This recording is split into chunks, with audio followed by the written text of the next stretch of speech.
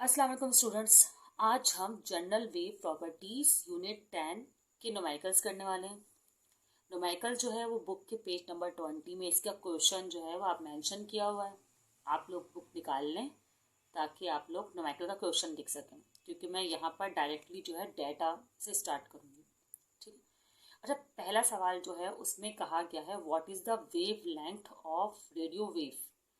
अच्छा, first of all कोई भी न्यूमेरिकल स्टार्ट करने से पहले आपको उसके चैप्टर के बारे में कुछ इन्फॉर्मेशन होनी चाहिए, नॉलेज होनी चाहिए।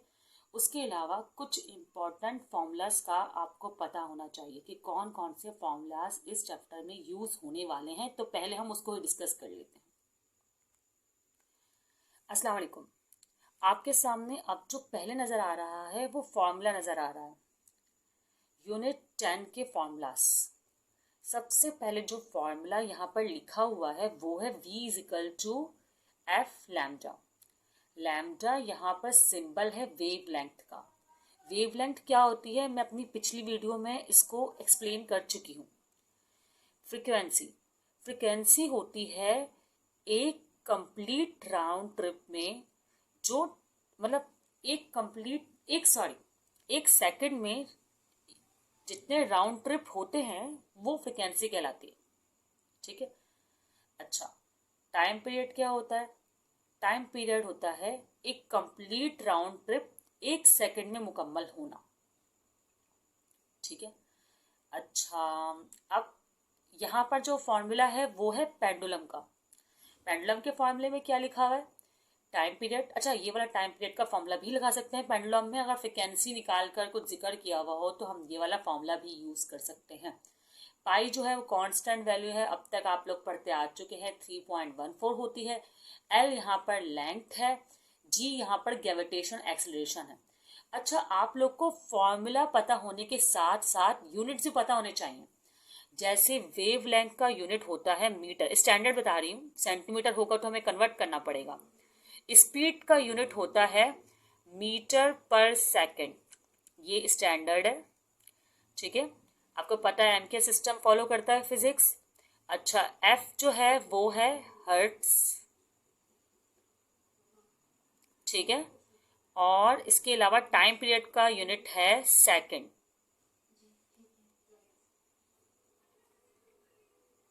ठीक है। अच्छा, एल का यूनिट मीटर है। सही है। अच्छा, अब हमने फॉर्मूलाज को बहुत अच्छे से देख लिया और इसकी यूनिट को भी देख लिया। अब हमें न्यूमेरिकल करने में आसानी होगी। सबसे पहले आप लोग चाहे तो वीडियो पॉज कर लें, पहले फॉर्मूला को रिमेंबर कर लें तो आपको अच्छा सही रहेगा, मतलब इजीली समझ में आएगा। अदरवाइज जो है इस पॉइंट को स्किप करके आप जो है फॉर्मूला को छोड़कर न्यूमेरिकल डायरेक्टली समझ सकते हैं। ठीक है, चलें अब न्यूमेरिकल स्टार्ट करते हैं। हमारा पहला क्वेश्चन है what is the wave length of radio wave. तो मैंने लिखा, अच्छा हम पूरा भी लिख सकते हैं। वेव लेंथ जो है हमें मालूम करनी है, या अभी जो है मैं न्यूमेरिकल ना फर्स्ट तो आपको सिंपल तरीके से करवा रही हूँ, फिर मैं सिंबल यूज़ करूँगी। वेव लेंथ लैम्डा आपको मालूम करना है, कह रहे हैं what is the wavelength. Secondly कह रहे हैं कि was broadcasted by a radio station with frequency of 1300 kilohertz. आपको उस वेव की फ्रिक्वेंसी दी गई है जो कि एक रेडियो स्टेशन से ब्रॉडकास्ट हो रही है। आपको उस फ्रिक्वेंसी को यूज करके और जो नीचे स्पीड दी गई है, the speed of the radio wave is 3 exponential 8, इसको यूज करके आपको क्वेश्चन सॉल्व करना है। वी स्पीड आपको दी गई है 3 एक्सपोनेंशियल 8। 3 एक्सपोनेंशियल 8 जो है वो आपकी लाइट की स्पीड है। रेडियो वेव की स्पीड भी यही होती है। लाइट की स्पीड आपको याद होनी चाहिए। फ्रीक्वेंसी अगर सवाल में दी हुई हो तब भी आपको याद होनी चाहिए। फ्रीक्वेंसी दी हुई आपको 1300 किलो हर्ट्स। अच्छा, सिंपल सा मैंने पिछली बार जो फॉर्मूले लिखवाए हैं अगर आपने देखे हो, आपको याद हो, तो उसमें एक ही फॉर्मूला था जिसमें वेव लेंथ आ रहा था, वो था v is equal to frequency multiply by wavelength. तो हमारे पास जनरली ये फॉर्मूला लगने वाला है frequency multiply by wavelength. ठीक है। अच्छा, ये आपका फॉर्मूला यूज हो रहा है,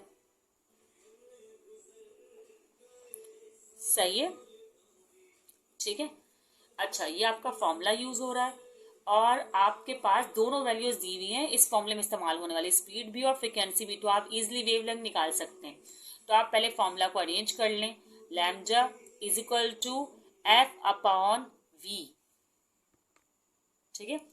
आप ये एफ अपॉन वी लिख दिया। अच्छा, आप नोटिस करें कि मैंने कहा था कोई स्टैंडर्ड यूनिट होते हैं, अगर वो ना हो तो आपको उसको कन्वर्ट करना होगा। 1300 किलो हर्ट्ज लिखा हुआ है तो आपको इसको कन्वर्जन करना होगा, और सवाल में ही बताया गया है कि 1K जो है वो आपका एक्सपोनेंशियल T के बराबर है। वैसे आप याद भी रखें कि 1K जो है वो आपका 1000 के बराबर होता है, तो जहाँ K होगा उसे हटाने के लिए आपको 1000 से मल्टीप्लाई करना पड़ेगा। लेकिन यहाँ पर ये भी एक्सपोनेंट की फॉर्म में है तो मैं ऐसे भी ऐसी ही फॉर्म में यूज़ कर लूँगी ताकि मुझे सॉल्व करने में आसानी हो। तो मैं यहाँ डायरेक्टली लिख रही हूँ 1300 और किलो हटाकर लिख रही हूँ एक्सपोनेंशियल 3 हर्ट्ज, ठीक है। आंसर आएगा, मैंने फॉर्मूला लिखने के बाद जो है फॉर्मूला को अरेंज कर लिया है, पहले गलती से गलत लिख दिया था। अच्छा, उसके बाद मैंने वैल्यू प्लेस की है। अब वैल्यू प्लेस करने के बाद मैं कैलकुलेटर से 3 को 1300 से डिवाइड कर रही हूँ। जब 3 को 1300 से डिवाइड करेंगे तो आपके पास आंसर आएगा, 3 डिवाइड बाई 1300 करना है तो आंसर आया 0.02369। बस 4-5 डिजिट्स लिखकर छोड़ दीजिएगा क्योंकि आपका आंसर जो है उसमें ये डिजिट्स शामिल है। फिर क्या होगा, ये जो एक्सपोनेंशियल 8 लिखा हुआ है ना, इससे आप ये पावर प्लस की है 3 तो ऊपर जाके माइनस की हो जाएगी, तो 8 में से 3 माइनस कर देंगे तो यह बचेगा, पास बचेगा 5। फिर आपको पूरी एक्सपोनेंशियल की फॉर्म ख़त्म करनी है, और वो कैसे ख़त्म होगी कि आप क्या करेंगे कि 5 तक डिजिट्स को मूव करवाएंगे। यहाँ है डेसिमल आपका 1 2 3 4 5, तो स्टार्ट के 0 नहीं लिखते तो 230.76 जो होगा वो आपका आंसर हो जाएगा। अच्छा, वेवलेंथ, आपका वेवलेंथ का यूनिट क्या था? वेवलेंथ का यूनिट था मीटर, सही है, वेवलेंथ का यूनिट था मीटर। और यहाँ पर आपका ये वाला क्वेश्चन सॉल्व हो गया। अब हम सेकंड क्वेश्चन स्टार्ट करते हैं। क्वेश्चन नंबर 2 में कहा गया है कि the waves moving in a pond have a wavelength of 1.6 metre and a frequency of 0.80 hertz. मतलब कि आपको जो वेव लेंथ दी हुई है, पॉन्ड मूव कर रहा है और उसकी आपको वेव लेंथ दी हुई है, और वो वेव लेंथ है 1.6 मीटर, ठीक है। और फिर कहा गया है कि फ्रीक्वेंसी उसकी है 0.80 हर्ट्ज, सही है। और फिर कहा है स्पीड मालूम करें आप इसकी ना, तो ये न्यूमेरिकल बिल्कुल पहले वाले न्यूमेरिकल की तरह है। इसमें आपको स्पीड मालूम करने के लिए कहा गया है, स्पीड, और आप वही फॉर्मूला लगाएंगी v is equal to F lambda. ये आपका फॉर्मूला है, बहुत सिंपल सा, बस आपको फ्रिक्वेंसी और लैम्डा को जो है मल्टीप्लाई करना है और आपका आंसर आ जाएगा।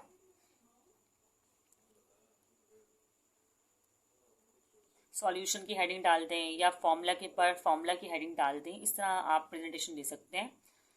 0.80 और आप इसको जब मल्टीप्लाई करेंगे तो आपका आंसर आएगा 1.28 मीटर पर सेकेंड।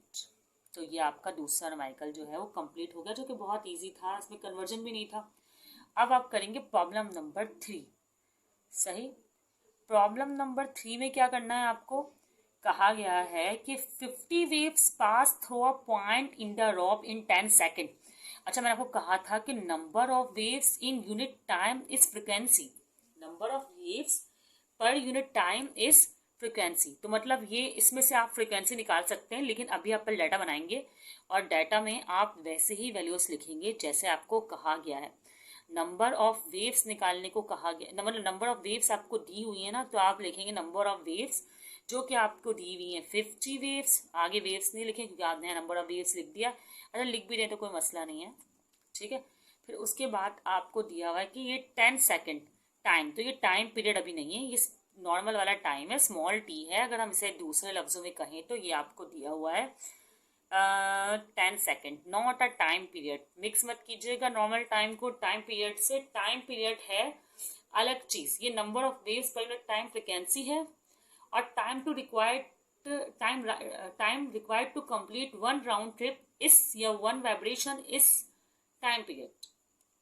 अच्छा जी, अब क्या करेंगे, टाइम दिया हुआ है और व्हाट आर द फ्रिक्वेंसी। चलें, फ्रिक्वेंसी मालूम करने को ही इन्होंने बोल दिया। आप चाहे तो ये रिक्वायर्ड की हेडिंग डालें, यहाँ पर एक प्रॉपर पैटर्न बता रही हूँ मैं आपको, जो दिया हुआ था गिवन था आपने वहाँ मेंशन कर दिया। अब आप रिक्वायर्ड की हेडिंग डालें, सही है। रिक्वायर्ड की हेडिंग डालकर आप देखें कि आपको रिक्वायर्ड है फ्रिक्वेंसी, यहाँ पर आप फ्रिक्वेंसी भी मेंशन करें, सही है। और क्या रिक्वायर्ड है आपको, टाइम पीरियड निकालने को कहा है आपको, इसमें कह रहे हैं frequency and time period of the wave. Time period पे भी आप क्वेश्चन मार्क बनाएं कि आपको ये निकालने को कहा गया है, ठीक है। अच्छा जी, टाइम पीरियड के साथ आगे सवाल जब मैं पढ़ रही हूँ तो इसमें कह रहे हैं कि वेव लेंथ आपको दी हुई है, तो मुझे यहीं पे मेंशन करना पड़ेगा वेव लेंथ, क्योंकि मैंने तो रिक्वायर्ड के हिंट डाल दिए। तो मैं यहाँ लैम्डा करके जो है वेव लेंथ मेंशन कर रही हूँ, जो कि मुझे दी हुई है 8 सेंटीमीटर। अच्छा, ऐसे ज़रूर कन्वर्ट करेंगे क्योंकि अलाउड नहीं है, सिस्टम हमें एमकेएस यूज़ करना है, तो ये कन्वर्ट होकर हो जाएगी ज़ीरो। हम शिफ्ट करेंगे 2 ज़ीरो ना, एक ये हो गया, एक तो 0.08 मीटर, क्योंकि सेंटीमीटर से मीटर में आने के लिए आपको हमेशा 100 से डिवीजन करना पड़ता है, ठीक है। अच्छा, अब आगे बोला हुआ है कि वेव स्पीड ही मालूम करें भाई, आप स्पीड ऑफ वेव भी जो है वो मालूम करें, ठीक है।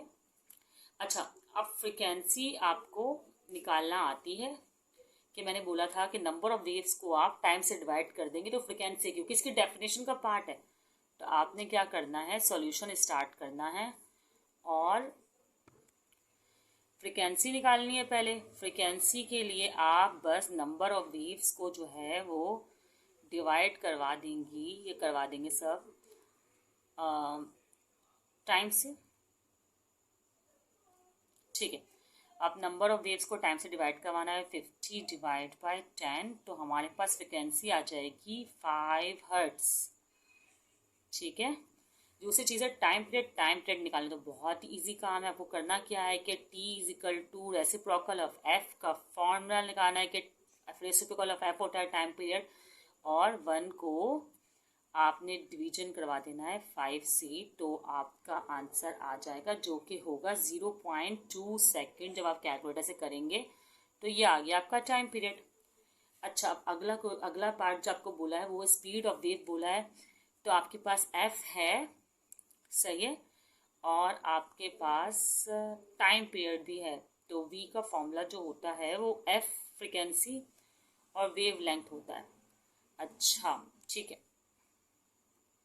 तो आप जैसे पिछले 2 न्यूमेरिकल्स में आपने फ्रिक्वेंसी का फॉर्मूला निकाला है, फ्रिक्वेंसी किया है, तो अभी भी वैसे निकाल चुके हैं। आपको बस v is equal to F frequency multiply by lambda करना है। लैम्डा आपके पास ये रहा और फ्रिक्वेंसी ये रही, तो आप लोग जब इसको मल्टीप्लाई करेंगे तो आपके पास आंसर आ जाएगा 1.5 मीटर पर सेकेंड, ठीक है। तो ये आपका न्यूमेरिकल नंबर 3 भी जो है यहाँ पर मुकम्मल हो गया है। न्यूमेरिकल नंबर 4 को मैं न्यूमेरिकल नंबर 3 के सामने कर रही हूँ क्योंकि वो बिल्कुल उसके जैसा ही है, बस कन्वर्जन का फ़र्क है। न्यूमेरिकल नंबर 4 में कहा गया है कि आपको मालूम करना है न्यूमेरिकल नंबर 4 का अंदर अच्छा न्यूमेरिकल नंबर 4 में स्पीड दी हुई है आपको जो है 40 सेंटीमीटर पर सेकंड। इसमें आपको कन्वर्जन करना पड़ेगा क्योंकि मीटर पर सेकंड स्टैंडर्ड, तो आपको 100 से डिवाइड करना पड़ेगा, तो आपका आंसर आ जाएगा 0.4 मीटर पर सेकंड। ठीक है। और दूसरी चीज़ जो आपको इसमें दी हुई है वो है फ्रिक्वेंसी, क्योंकि कहा गया है and the frequency of the wave is 20 hertz. ठीक है। और थर्ड चीज़ आपको मालूम करनी है, कहा है what is the minimum separation between the consecutive compression. अच्छा, minimum separation between consecutive compression, दो कंप्रेशन का जो सेपरेशन होता है ना उसे वेव लेंथ ही कहते हैं। इस तरह दो रिफ्लेक्शन का जो सेपरेशन होता है उसे वेव लेंथ कहते हैं। तो ये आपको एक्चुअली आपसे ये वेव लेंथ ही मांग रहे हैं, तो आपको मालूम करना है लैम्डा जो कि वेव लेंथ है। ठीक है। और यही फॉर्मूला अप्लाई होगा आपके पास, कौन सा, v is equal to F lambda, और आप उसे ड्राइव करेंगे तो आपके पास जो है वो लैम्डा आ जाएगा जो होगा 0.02 मीटर। तो ये क्वेश्चन बिल्कुल सेम था, बस ये कन्वर्जन था और एक छोटा सा वर्ड का प्रॉब्लम था कि कंप्रेशन के बीच के डिस्टेंस को क्या कहते हैं। इस तरह रिफ्रैक्शन के बीच के डिस्टेंस को क्या कहते हैं, मतलब वेव लेंथ ही कहते हैं। तो ये आपसे वेव लेंथ ही पूछी गई थी। अगला सवाल हम कर रहे हैं क्वेश्चन नंबर 5। क्वेश्चन नंबर 5 में कह रहे हैं कि एक स्टूडेंट है जो स्लिंकी में एक वेव जनरेट कर रहा है। Student hand make one complete fourth and back oscillation in 0.40 second. तो मतलब ये आपको complete fourth and back oscillation, तो पूरी एक कंप्लीट राउंड ट्रिप है, तो ये टाइम पीरियड ही आपको दिया हुआ है। तो डाटा में जो गिवन है टाइम पीरियड वो है 0.40 सेकेंड। ठीक है। उसके बाद कह रहे हैं the wavelength in the slinky is 0.60 metre, मतलब जो वेव लेंथ प्रोड्यूस हो रही है वो है 0.60 मीटर। ठीक है। और आपसे कह रहे हैं कि आप मालूम करें कि इसका पीरियड एंड फ्रिक्वेंसी मालूम करें, सही है, और वेव लेंथ मालूम करें, मतलब टाइम पीरियड मालूम करने को दोबारा बोल रहे हैं। ठीक है। और फ्रिक्वेंसी मालूम करने को बोल रहे हैं, और आपको से बोल रहे हैं कि स्पीड भी मालूम करें। अच्छा, टाइम पीरियड तो बता चुकी हूँ कि यही टाइम पीरियड है, तो आप इसको एज इट इज लिख देंगे कि टाइम पीरियड जो है वो आपका यही है, कि complete fourth and back motion हो रही है, बैक एंड फोर्थ मोशन हो रही है, तो 0.40 सेकेंड इसका टाइम पीरियड है। आप फ्रिक्वेंसी निकालेंगे आप सोल्यूशन लिखकर, वैसे ये रिक्वायर्ड था आपका। ठीक है। और ये आपका सोल्यूशन चल रहा है, सही है। फ्रिक्वेंसी निकालेंगे 1 टाइम पीरियड करके आप, तो वही 1 को आप डिवीजन करवाएंगे 0.40 से, तो आपकी फ्रिक्वेंसी आ जाएगी जो कि है 2.5 हर्ट्ज। ठीक है। आप कैलकुलेटर से करके देख लीजिएगा। अच्छा, अगला जो बोला है इन्होंने स्पीड, तो स्पीड के लिए आप क्या करेंगी कि एफ और लैम्डा, एफ आपके पास आ चुका है, आपने खुद निकाला है, और लैम्डा जो है वो आपको सवाल में दिया हुआ था, तो बस इन दोनों की मल्टीप्लिकेशन करवाएंगी आप, और इसको आपके पास आंसर आ जाएगा। जो इसका आंसर है वो है, मल्टीप्लाई करके देख रही हूँ मैं, अच्छा कैलकुलेटर में जो इसका आंसर आया है वो है 1.5 मीटर पर सेकेंड। ठीक है। तो यहाँ पर हमारा न्यूमेरिकल नंबर 5 कंप्लीट हो गया। अब हम स्टार्ट कर रहे हैं न्यूमेरिकल नंबर 6। न्यूमेरिकल नंबर 6, इसमें हमें डाटा जो दिया हुआ है वो है कि 80 कंप्रेशन पास थोड़ा पॉइंट इन 20 सेकेंड, बिल्कुल वो ही फ्रिक्वेंसी वाला काम किया गया है कि नंबर ऑफ कंप्रेशंस दी गई हैं आपको, जो कि कितनी है, नंबर ऑफ कंप्रेशन आपको दी गई हैं 80, और टाइम दिया गया है 20 सेकेंड। ठीक है। और आगे आपको कहा गया है calculate the frequency and the period, आपसे फ्रिक्वेंसी भी मांगी गई है और टाइम पीरियड भी मांगा गया है, और साथ में ये कितने दूर हैं, कितने अपार्ट हैं, मतलब आपको वेव लेंथ भी दी गई है। वेवलेंथ कितनी दी हुई है इन्होंने इस सवाल में?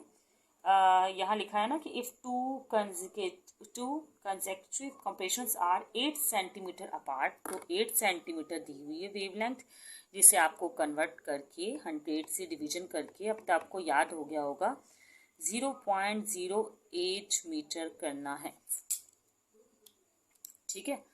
अच्छा, वेवलेंथ हो गई, और आपसे सवाल में पहले ही पूछ चुके थे कि आपको फ्रीक्वेंसी, टाइम पीरियड, स्पीड मालूम करनी है। बिल्कुल सेम यही है, फ्रीक्वेंसी मालूम करनी है, टाइम पीरियड मालूम करना है और स्पीड मालूम करना है। और फ्रीक्वेंसी तो हम जानते हैं कि कैसे मालूम होगी, ये हमारे रिक्वायर्ड है।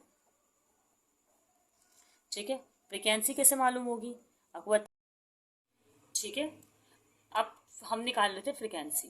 फ्रीक्वेंसी कैसे निकालना था? नंबर ऑफ कंप्रेशन लिखना है आपको, और नंबर ऑफ कंप्रेशन को आपने डिवाइड कर देना है टाइम जितना कंज्यूम हुआ है उससे। ठीक है, तो नंबर ऑफ कंप्रेशन थे 80 और टाइम कंज्यूम हुआ 20, तो हमने ऐसे कट किया या डिवीजन करके देख लिया, तो वैसे हमारा आंसर आ गया 4 हर्ट्ज। ठीक है, फ्रीक्वेंसी हमारे पास आ गई है 4 हर्ट्ज। सही है। अच्छा, अब आपको टाइम पीरियड निकालना है। इतने सारे क्वेश्चन में टाइम पीरियड निकाल चुके हैं, बिल्कुल ऐसे ही टाइम पीरियड निकलेगा कि आप टी को वहाँ ले जाएंगे, फ्रीक्वेंसी को यहाँ, और टाइम पीरियड निकाल लेंगे। चलें निकाल के दिखा देते हैं time period. Time period is equal to reciprocal of F 1/4। Calculator से सॉल्व कीजिए आप इसको, तो आपके पास आंसर आ जाएगा 0.25, क्योंकि आपको पता है 1 के जो है वो 4 हिस्से कर लेते हैं, 25 100 होते हैं, बस सॉरी 10 यूनिट्स होते हैं एक में, तो आप इसके जब हिस्से करेंगे तो 0.25 इसका 4th पार्ट बनता है। अच्छा जी। अच्छा, अब टाइम पीरियड के बाद जो है वही आपको स्पीड मालूम करनी है, जो कि मैं नहीं मालूम करके बता रही, आप लोग खुद निकालेंगे स्पीड। बस फ्रिक्वेंसी और वेवलेंथ को मल्टीप्लाई कर दीजिएगा तो आपकी स्पीड आ जाएगी, फ्रिक्वेंसी और वेवलेंथ को मल्टीप्लाई करेंगे तो आपकी स्पीड आ जाएगी 0.32 मीटर पर सेकेंड। न्यूमेरिकल बहुत इजी है और तकरीबन सारे सेम है, बस 3 फॉर्मूलाज का खेल है, और यहाँ पर आपका न्यूमेरिकल जो है वो मुकम्मल हो जाएगा। ठीक है। इवन क्वेश्चन नंबर 7 जो मैं यहाँ देख रही हूँ ना कि स्विमिंग पूल प्रोपागेट्स स्पीड डीवीए 0.90 सेकेंड। ठीक है, और फिर कहा गया है कि if you splash the water one end of the pool, observe the wave go to the opposite end, reflect and return 30 second में रिफ्लेक्ट और रिटर्न हुआ है। तो वो बोल रहे हैं कि आप इस क्वेश्चन का कितने दूर is the other end of the pole, कितने दूर पोल का जो एंड होगा वो आपको मालूम करना है। डाटा बनाते हैं क्वेश्चन नंबर 7 का। जो वेव्स प्रोड्यूस हो रही हैं उसको प्रोड्यूस होने में, मतलब होने में नहीं, पहले स्पीड दी हुई है ना, तो स्पीड लिखते हैं। जो हमारे स्प्लैश मतलब स्प्लैश पूल में छिपटा मारने से जो वेव्स प्रोड्यूस हो रही हैं उसकी स्पीड जो है वो 0.90 मीटर पर सेकेंड है। ठीक है। अच्छा, आगे है if you splash the water to one end of the pool. अच्छा, एक एंड है ये पूल का, यहाँ से स्प्लैश किया तो दूसरे एंड तक लहर आपको पता है बनकर जारी होती है। ठीक है, तो आपको यहाँ से यहाँ तक का जो है वो डिस्टेंस मालूम करना है। जो डिस्टेंस है ना, एक्चुअली स्पीड वाले या वेव लेंथ वाले फॉर्मूलाज में जिसमें वेव प्रोड्यूस हो रही होती हैं वो लैम्डा ही होता है, मतलब आपको लैम्डा मालूम करना है, या इसे आप लेंथ ऑफ स्विमिंग पूल भी कह सकते हैं। ठीक है, आपको ये मालूम करना है। अच्छा, आगे आपको क्या दिया हुआ है, और आपको दिया हुआ है कि उसको जाने और आने में 30 सेकेंड लगे, मतलब and reflect and return in 30 second, मतलब आपको पूरा टाइम पीरियड भी दिया हुआ है, क्योंकि आपको पता है बैक एंड फोर्थ मोशन, या इस तरह यहाँ पे आने और जाने में जो टाइम लग रहा है वो 30 सेकेंड लग रहे हैं उसको। सही है, तो बहुत सिंपल सा क्वेश्चन है ये कि भाई आपको लैम्डा मालूम करना है, तो आपको लैम्डा के फॉर्मूला लगाना पड़ेगा। जो लैम्डा का फॉर्मूला होता है वो होता है V/F। ठीक है, अब V/F लैम्डा का फॉर्मूला है, तो आपको फ्रीक्वेंसी भी निकालनी पड़ेगी। वैसे इन्होंने भी सवाल में फ्रीक्वेंसी निकालने के लिए शायद आपको बोला हुआ है, नहीं बोला हुआ, लेकिन फिर भी आपको फ्रिक्वेंसी निकालनी होगी। ठीक है, हाँ सही है। फ्रिक्वेंसी कैसे निकालेंगे आप लोग भाई? फ्रिक्वेंसी निकालने का तरीका ये है कि आप टाइम पीरियड जो दिया हुआ है उसे रेसिप्रोकल डिवाइड कर देंगे, जैसे कि आप पहले पिछले न्यूमेरिकल्स में करते हुए आए। 1 को डिवाइड कर दिया 30 से। अब जब 1 30 से डिवाइड होगा तो आपका फ्रिक्वेंसी का जो है आंसर आ जाएगा, जो है 0.033 हर्ट्स। ठीक है, और फिर आप उसको यहाँ पर प्लेस कर देंगे। स्पीड आपको दी हुई थी 0.90, और आपने फ्रिक्वेंसी भी यहाँ प्लेस कर दी, तो आपका आंसर आ गया। इसमें डिवीजन करेंगे आप कैलकुलेटर यूज करके, तो आपका आंसर आ जाएगा 27.27, और लेंथ का यूनिट मीटर, वेव लेंथ की जगह तो आपने इसको रखा है। ठीक है, अच्छा हमारा लास्ट क्वेश्चन रह गया, बिल्कुल लास्ट क्वेश्चन है क्वेश्चन नंबर 8। ये है, इसमें कहा गया है, क्वेश्चन नंबर 8 में डाटा बनाते हैं इसका। इसमें कहा है जो लेंथ है ना पेंडुलम की, वो आपको दी हुई है। कहा है कि लेंथ इसकी है 80.0 सेंटीमीटर, जिसे आप कन्वर्ट कर लेंगे डिवाइड बाय 100 करके, तो आपका आंसर आ जाएगा 0 से 0 कैंसिल 0.8 मीटर। ठीक है, उसके बाद आपको कहा गया कि आपको टाइम पीरियड और फ्रिक्वेंसी मालूम करनी है। अच्छा, पेंडुलम में लेंथ जब दी हुई हो तो मैंने एक फॉर्मूला स्टार्ट में बताया था कि आप ना ये लगाएं। सही है, बता देती हूँ कौन सा।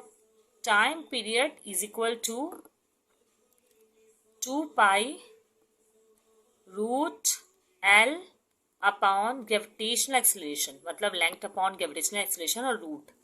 अब टाइम पीरियड निकाल लेते हैं हम इस फॉर्मूले को में पुट करके। पाई की वैल्यू भी बताई थी, कहा था मेमोराइज करनी है 3.14।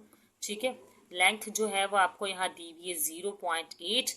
ग्रेविटेशनल एक्सीलरेशन की वैल्यू भी यहाँ आपको दी हुई है 9.8। वैसे तो आप बच्चों को अच्छे तरीके से याद हो चुकी होगी, 9 में बहुत बार पढ़ी है। ठीक है, अच्छा अब जो है हम इसको कैलकुलेटर सॉल्व करेंगे। पहले इन दोनों को हम डिवाइड कर देंगे। ठीक है, फिर जो आंसर आएगा उसका रूट करेंगे, देन उस रूट को मल्टीप्लाई करेंगे 3.14 से और फिर 2 से, तो आपके पास जो ओवरऑल आंसर आएगा टाइम पीरियड का वो होगा 1.794 सेकेंड।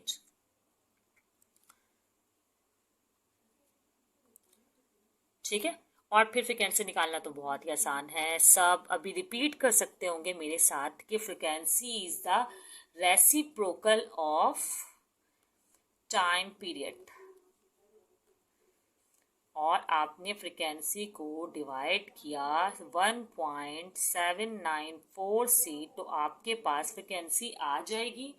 फ्रिक्वेंसी यहाँ पर आएगी 0.557 हर्ट्स, 0.557 हर्ट्स। तो आप उसको यहाँ मेंशन कर देंगे। ठीक है, सही है। जेड अच्छा नहीं बना, चलें कोई बात नहीं, पेज बचाने की कोशिश। अच्छा, अब यहाँ पर आज जो है हमारे चैप्टर 11 के जो एक्सरसाइज के क्वेश्चन थे, न्यूमेरिकल थे, वो यहाँ पे मुकम्मल हो गए। एक एक न्यूमेरिकल हमने सॉल्व कर लिया। एग्जाम्पल के कुछ क्वेश्चन रहते हैं 3-4, वो भी कोशिश करूँगी कि मैं उसको भी एक्सप्लेन कर दूँ। और अब जो है अगली वीडियो में हम फर्दर टॉपिक पे फिजिक्स के फर्दर चैप्टर्स को डिस्कस करेंगे। अच्छा, इसको प्रैक्टिस भी कर लीजिएगा। ठीक है, अल्लाह हाफिज़।